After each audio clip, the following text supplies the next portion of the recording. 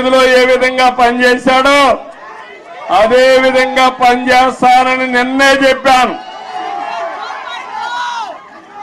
ఆ రోజుట్లో మీరు నాతో తిరిగిన వాళ్ళు ఇక్కడ ఈ గడ్డ మీద చూసుంటారు. 90 రోజులు తిరిగాను హైదరాబాద్ లో.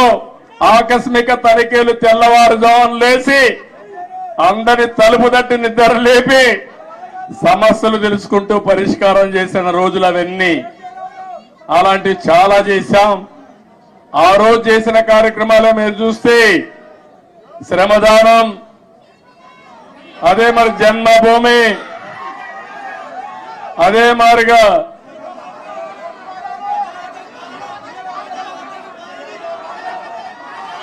ఒకటి రెండు కాదు, నేను చేసిన ప్రోగ్రాలు మీరే ఎక్కువగా మాట్లాడుతున్నారు. ఆ రోజు పరిపాలన ఒక ఉద్యమ స్ఫూర్తితో తీసుకుపోయినా అవునా కాదా అని అడుగుతున్నా. కొత్త కొత్త ఆలోచనలు చేశాం. ఆ ఆలోచనల్ని ఎక్కడికక్కడ అమలు చేశాం. నన్ను అడిగారు, నేను సైబరాబాద్ అంటే కొంతమంది నన్ను ఎగతాళి చేశారు, ఏంటిది కొత్త విషయం మాట్లాడుతున్నావని. ఆ రోజు సికింద్రాబాద్, హైదరాబాద్ ఉంది. నేను ఆలోచించాను ఏ పేరు బాగుంటుందని. సరైన నేమో ఇన్ఫర్మేషన్ టెక్నాలజీ వచ్చింది, సైబరాబాద్ అని పేరు పెడదామని పెట్టి కడాన అమెరికా అధ్యక్షుడు బిల్ క్లింటన్ పిలిపించినప్పుడు నామకరణం చేశాం. మన టెక్నాలజీ ఆయన చూసి ఆ రోజుల్లోనే ఆశ్చర్యపోయాడు. ఒక హైదరాబాద్ లో టెక్నాలజీ ఇంత అడాప్ట్ చేసుకున్నారని. అది నా స్వార్థం కోసమో కొంతమంది స్వార్థం కోసం కాదు, జాతి ప్రయోజనాల కోసం మనం చేయడం జరిగింది. ఇక్కడుండే నాయకులందరికీ మీ అందరికీ ఒకటే చెప్తున్నాను, 20 ఏళ్లుగా అపోజిషన్ లో ఉన్నాం. తెలంగాణలో కూడా తెలుగుదేశం పార్టీ ఉండాలనా లేదా అని మిమ్మల్ని అడుగుతున్నా.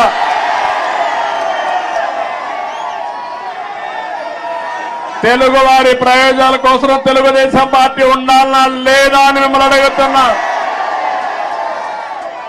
తెలంగాణ గడ్డ పైన పుట్టిన పార్టీ ఉండాలనా లేదా అని అడుగుతున్నా. తప్పకుండా ఇక్కడ పార్టీ కోసం పనిచేసిన కార్యకర్తలు ఉన్నారు. తొందరలోనే పార్టీని రీస్ట్రక్చరింగ్ చేస్తాం.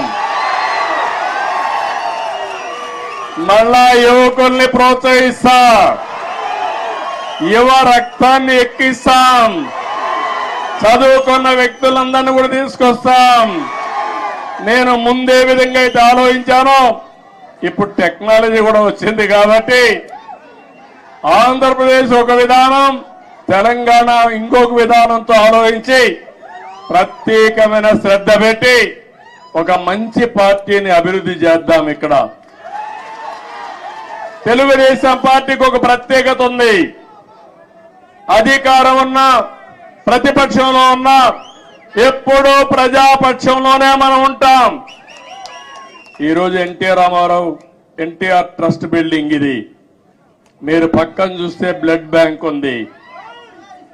భువనేశ్వరి గారి నాయకత్వంలో స్కూల్స్ పెట్టాం. ఆ రోజు నేను పెట్టిన తర్వాత, నేను రాజకీయాల్లో యాక్టివ్ అయిన తర్వాత ఆ మేనేజ్మెంట్ ఆవిడ చూస్తా ఉంది. ఇంకో పక్క బసవతారకం క్యాన్సర్ హాస్పిటల్ ఈ రోడ్లోనే ఉంది. అది మన నాయకుడి కళ. ఆ రోజు ఆయన ఆలోచించాడు,